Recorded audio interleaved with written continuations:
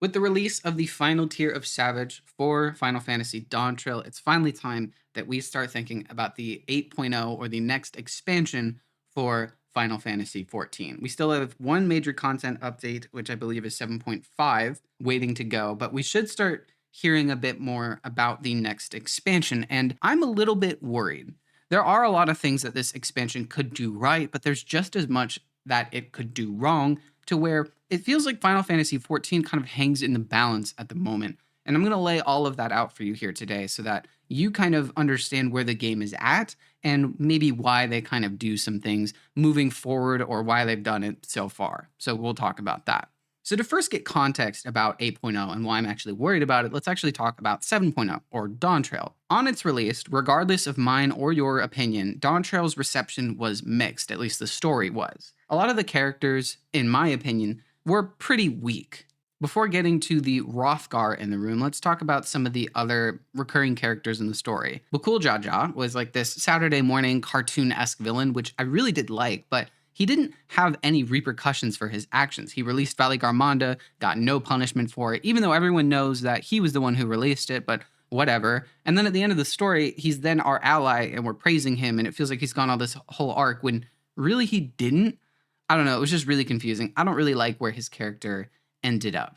The main antagonist of Zorolja was the worst son, the worst father, and the worst brother that we've seen, kind of in that combination in Final Fantasy 14. And at the end, that he tried to rug pull of this, like, I just wanted to play on the playground ass monologue kind of thing, when he literally tried to kill his son in the cutscene. Not to mention Sphene, who just appears and you as the player and the Warrior of Light were suspicious of her the whole time, yet we did nothing. We just let her exist around, our scions, which, I'll get into them in just a moment. But it just felt weird. Like, why were we having her around? And then, oh no, she's the twist villain at the end. Who could have seen that coming? Oh no. And then, we finally get to Wuklemat, who was the crux of a lot of the mixed reception for Dawn Trail's story. And I think she encapsulates a lot of the reasons why people didn't really like it all into one character. She started off on a very odd slate. She was the adopted daughter of like the king of Tuliolal, who united all these different people. There were literally statues depicting his actions of how he united them using their culture and, just being a good person in general. Yet Wuklemat has no idea about any of their culture. It feels like she hasn't interacted with any of them. And yes, the differences of like the Mamulja who live in Tuliolal and the one who live in Mamuk, I think it's called, are different. They are different people, but the way that Wuklemat starts on this weird nothing slate just didn't really make any sense. Then, in like 5 levels of the MSQ, she's ready and kind of forced to lead this entire nation. Now, granted, she's not doing it alone, she's doing it with her brother, but still, it feels like her character just was on a fast track of development, and our character just kind of sat on the wayside. And I think that was something that a lot of people didn't like, is that we, the Warrior of Light, were not the main character, which I think, people have opinions about. It's whatever. I think generally it was fine. They just didn't really execute the side character, or who was supposed to be the main character, very correctly.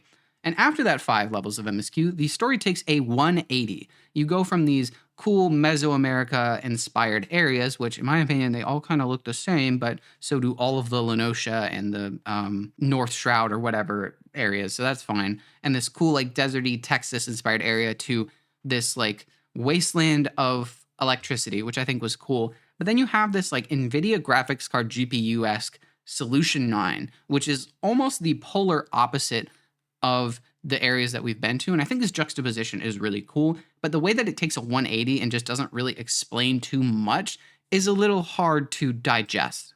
And then that whole time, Wuklemat is, preaching to people about how to lead a nation when it feels like she was like, 20 hours ago, just a little kitten. It just didn't feel good. It felt like a shonen that had fast paced its entire plot to the end. And the way that it all resolved, where Zorolja tried to kill his own son, and then rug pulled that he was actually the victim, and then a plot twist villain, which we all saw coming, was Sphene, who, wants to protect her people.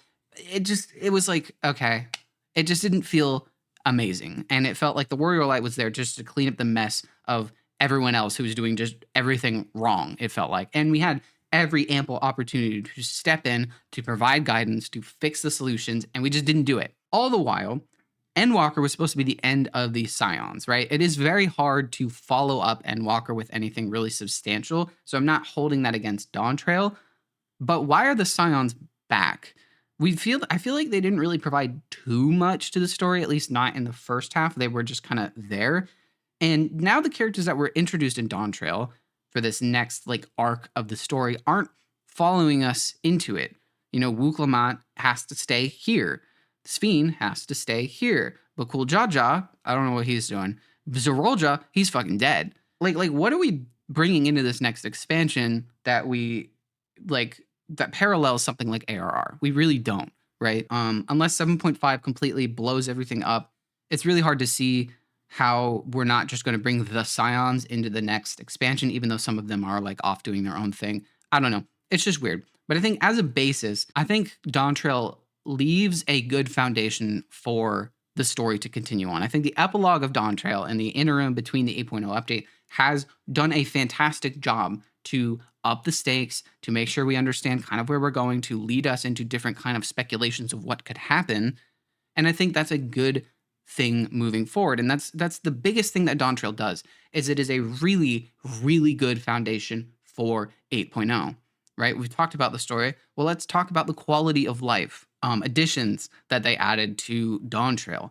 There was the graphics update. There's the things like the strategy board moving while mounting. There's the chat bubbles. There's a lot of small things that they added in Dawntrail. Oh yeah, faction being unlinked to classes as well, which, you know, it didn't feel like they wanted to give us. It felt begrudging. You know, there's still some housing updates that still have yet to come out, but like regardless, there is a really good foundation of quality of life stuff that Dawntrail has introduced to help modernize the game that 8.0 doesn't have to spend development time on, and they can iterate and make those different things better, which I think that they honestly will do. And another thing that Dawntrail did really, really well in setting up for 8.0 is the fight design. I think that a lot of people had a lot of gripes with the fight design in Endwalker, bar the ultimates like DSR and Top.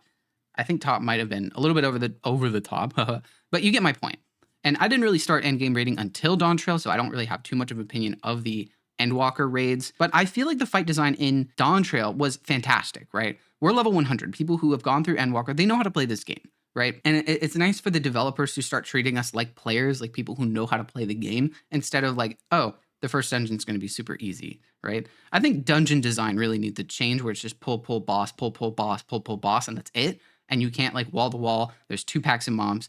You know, that's it. Like, there needs to be a redesign of it, but that's for a different thing. But the fight design itself was really, really good. High-end raiders got a lot of good content here. And we even saw it in like the first extreme trial with Valley Garmonda, which I think was fantastic. We got a lot of really good extremes after that, you know, some up, some down. I think the Savages overall have been fantastic. I think Fru, barring Pictomancer, which we will talk about in just a moment, was a success.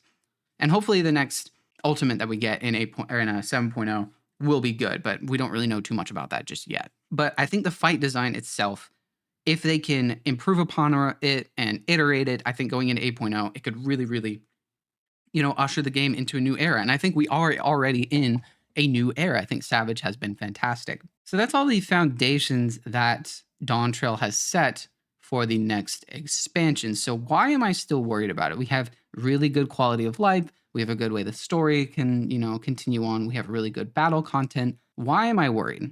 Well, there's a lot of different things that have happened in Dawntrail that kind of may have gone under the radar, may have not gone under the radar, and that's kind of really what I want to point out, because it's some small things, it's some big things, and they all pile up to this really big issue that Final Fantasy really, really needs to take care of. The first one is what actually the biggest pull for 8.0 will be. They've mentioned time and time again that 8.0 will be this overhaul of job identity, of class design. And I think that is very promising, but I don't really have the faith that this development team can pull that off. And there's a number of reasons for that. First off, let's talk about what they actually promised with Dawntrail, right? When Dawntrail released, it's functionally just a story, right? Later, they added Cosmic Exploration, which kind of fell on arrival, it felt like. Especially, I live on Golem, on Dynamis, which is a very, very low populated server. I don't know how the Cosmic Exploration works on more populated servers, but how it worked on Golem is that mandatorily, it didn't scale to the population. So you were basically guaranteed to lose the first 2 times you tried to rank up. And then when the third one came around, you were guaranteed to, pass it. So why would you want to participate? You know you're going to lose the first 2 and you know you're going to win the third. Yes, you get experience and rewards and all that other stuff, but it just feels not as good. Like if you pass the first or the second, then you're like, man, I contributed. I'm glad I was here. I helped the team. But when you're guaranteed to lose the first 2 times and you're guaranteed to win the third, it kind of just fell apart for a lot of the servers on Dynamis. So Cosmic Exploration, at least for us, which is a quarter, that's a whole data center that a lot of people didn't really want to play the Cosmic Exploration. We couldn't move to Aether and actually do it, right? So that kind of fell on its face. And it came late, right? When you were done with the story, you couldn't just ease yourself into Cosmic Exploration. The casual players didn't have that at launch. So by the time it came out, people weren't going to renew their sub for it. They might have, but then you get into the nitty gritty of it and what actually it was, and there was like, okay, yeah, it's like Ishgard Restoration. It's not really functionally that different. I don't really know how you make Exploratory Zone for crafters actually different and interesting. I'm not a crafter main, but all I know is that this feels like it fell on its face and not a lot of people really talk about it. We did have exploratory content for battle content, and that was in the form of the Occult Crescent, which again was released late. The casual players couldn't ease themselves into the Occult Crescent like we thought that they wanted to help maintain those player numbers.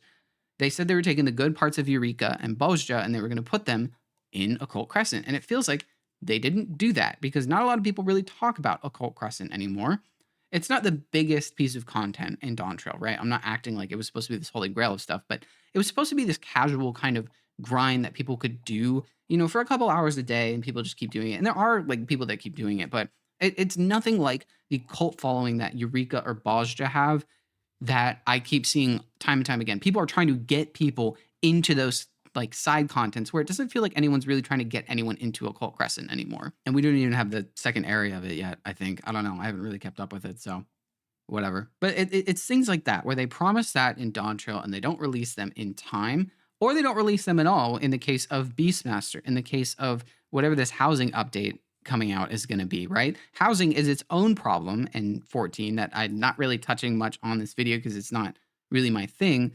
Because again, I live on Golem, I have a house, it was easy to get, but if you live on any of the other data centers, you can't have a house, right? It's not something that you're going to have. So that's a whole thing that they need to work on, which I think should be a focus on 8.0, but we'll talk about that later. So they promise these things, and they haven't given it to us. It took a while for Occult Crescent to come out. It took a while for the Cosmic Exploration to come out. A lot of people are still waiting on Beastmaster. A lot of people are still waiting on the housing update. It just feels like they say these things to keep us coming back, and then they just don't release them. So when they say they're going to overhaul class design, I don't really have faith that they're actually going to readily implement that as soon as possible.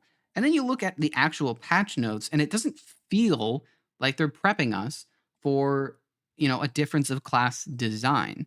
A lot of things have been homogenized. Hell, the release of 7.0 was very lackluster in terms of balance, and it was just weird. Summoner didn't change at all. It functionally didn't change at all. I don't know what the hell happened with Monk to where like Bootshine three times in a row was like the highest damage rotation. I don't know what happened with that. Tanks, in my opinion, are very functionally similar. Yes, they have very different niches, but to me, it's just the same. I mean, like, I think so. Healers, especially Sage and Scholar, feel very, very similar. And they didn't really do anything to diversify those things. And then let's talk about the ones that they added at the release of Dawntrail. Viper is functionally just better Reaper. It really is just better Reaper. It doesn't have a debuff to maintain. They did have a dot at the beginning of the expansion, but they took that away. So it's just literally better Reaper.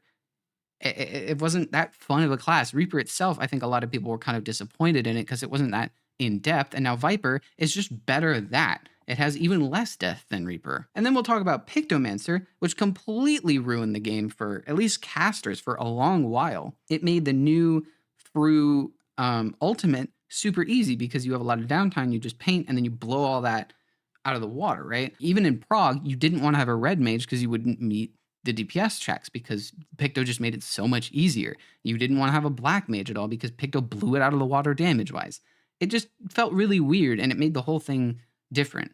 A lot of people wouldn't even accept a non-Pictomancer in parties, and they still don't to this day. Like, this was a really odd class design choice. I think, casually, it functions perfectly. I think it's great to play casually, but on a high-end rating scale, it kind of ruined it for a while, and it's still like a big problem class in my opinion. And then let's talk about the adjustments that they made over the course of the expansion. I think that, you would expect them to kind of, give us a little bit of a drip feed of what they're planning for 8.0, but it didn't feel like that. Dragoon lost a lot of its OGCDs, being the OGCD and jumping class. It has 2 jumps now, which is weird. Monk finally got its act together. They removed the dot of Viper. Black Mage became this, 2.5 GCD class, which I think was necessary with the fight design. I think that like it did split the Black Mage community, but like I think overall it helped Black Mage a little bit. But the whole problem was Pictomancer. But then there was also this fight design thing. I don't know. Then they just changed Gunbreaker to a thing that I don't really understand. I think they changed Dark Knight right as the first Savage tier came it through, and that changed a little bit. But like, it's homogenizing it. And the healers themselves haven't really gotten much. I think Astro having 2 stacks of light speed is fucking nuts. But like, we get like 5 potency on our dot. Yay. Like, healers are I don't know what's going on with them. I have no clue what's going on with the Fizz range. They gave like 5 potency to like Flamethrower randomly in a mid patch. I don't know what the hell's going on with them. They have their own identity crisis. What I'm saying is that throughout the course of Dawntrail, they haven't really diversified class design. It feels like they're homogenizing it more, if anything, which is a really, really bad thing. So when they say we're overhauling class design, 1, they didn't fulfill a lot of their promises in Dawntrail. They still haven't. And 2, it doesn't feel like the design team is moving us towards that direction. It feels like we're actually moving in the opposite direction. So I'm kind of worried that this might be a problem. I don't have much faith that they can implement it in the way that it actually does need to be implemented. That's why I'm worried. And the last thing that I wanted to talk about for 8.0 is something that a lot of people, especially with the new release of the Savage tier, and what will probably be a very prevalent issue for the Ultimate, are these DDoS attacks. North America, and to some point now Oceania, has been having DDoS attacks literally daily for like the past year. Every single day, everyone will get kicked out and we'll all get put back into a queue. You could be in the middle of a dungeon, a PvP match, a Savage raid, an Ultimate, anything. You just get kicked. And it has been so terrible. We're already at very, very low player numbers, and to have that happen constantly all the time is just really, really frustrating. I see a world where 8.0 releases, it doesn't have all the things that it promised. People are very mixed on the class design. The story isn't really going where people thought it would, even though I do think that they're going to knock it out of the park. But on top of all of that, it's hard to play the damn game because every 10 minutes you get kicked and you have to get put back in a queue that's probably like 30 minutes long. They need to fix that. They really do. It is very, very frustrating to be kicked every single day, right? And that happens at peak hours because, they're purposeful DDoS attacks. So I think that's the biggest thing. It feels like they're not addressing it. It doesn't feel like they have good security. I don't know why this is happening. It's just very, very frustrating and awful. That needs to be like the highest priority for the 8.0 release, is to actually update their security, make sure that the DDoSes don't happen so that people actually can play the damn game, right?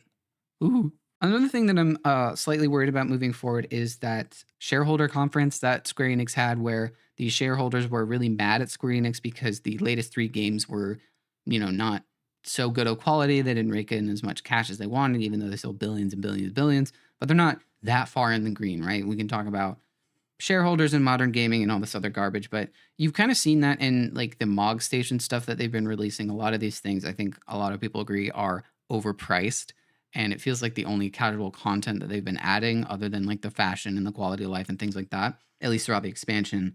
I'm a little worried about that because 14 is a really big cash cow for Square Enix. So are they going to up the subscription?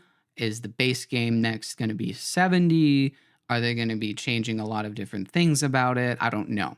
I think the mobile version, that was released, I think in China or Korea or something, a lot of people are very jealous about. I just don't know how they're going to modernize FF in a way that the community is very happy with it and is fair to the customer because they want to make money now more than ever. And especially since I think Square Enix has mentioned that they're going to be using like generative AI for shit. I don't know where this is going to go. And that's probably the smoking gun that I'm looking at is that shareholder conference. There's a lot of pressure on Yoshi P to keep this game successful monetarily, right? And there's a lot of incentive for some scummy, underhanded things. And Yoshi P has stated again and again, if you don't want to play the game, don't subscribe, right? He wants to make a game that people want to continually subscribe to and come back to. It is a third space for a lot of people. How is that going to change with all this new pressure on him? I don't know. But yeah, you combine all of that. There's a good foundation for 8.0 to actually, be good. If they fulfill their promises, if they fix this DDoS, if they actually do the class design right and actually modernize FF in a way to where we don't have to have crazy graphics cards because people can't buy them and have RAM and all this other stuff. So that's another problem that they have to figure out. And on top of all of that, still keep it monetarily successful, but fair to the customer. It just feels like a miracle that this is going to release and not have really that many problems. I think like it could have some problems, but you add on the DDoS attacks to this and what's going to happen? I think that it's very important that we know about all of this because we're going to be seeing that in the pipeline. I don't really know what's planned for 7.5 other than I think the Ultimate and Beastmaster and maybe the housing updates, but I don't really know. But that's why I'm worried about 8.0. There's so much going against this update that it feels like it could kill the game. And I'm worried about it because I do like this game. It's a fun game. I think it could, live for a while, but I don't know. I like, what do you guys think? Do you think that there are a lot of good things going for 8.0? If there's a lot of bad things going for 8.0, I just think that we're at this crux where if 8.0 fails, I don't see how FF recovers, like genuinely. And Yoshi P even mentioned rebooting the whole thing again, ARR style, right? I don't think that was word for word what happened, but he's trying to modernize FF, right? And that makes sense. We all want it to be modernized. I think this game is like over a decade old. I'm not sure, but wow. Wow. Like when you really lay it all out, there's a lot of problems that 8.0 could introduce and introduce and has to fix for it to actually be successful, right? I don't want this to be a glass half empty kind of video. There are a lot of really good things going for 8.0. I'm just worried. I'm worried. I don't really know. So let me know what you guys think. Are you worried about this? Is it something that you're not really worried about? Do you even care at all? Do you play FF, right? What do you guys think? So yeah, this has been a really rambly video. I got to get back to Prog. So yeah, I'll see you guys later. Goodbye.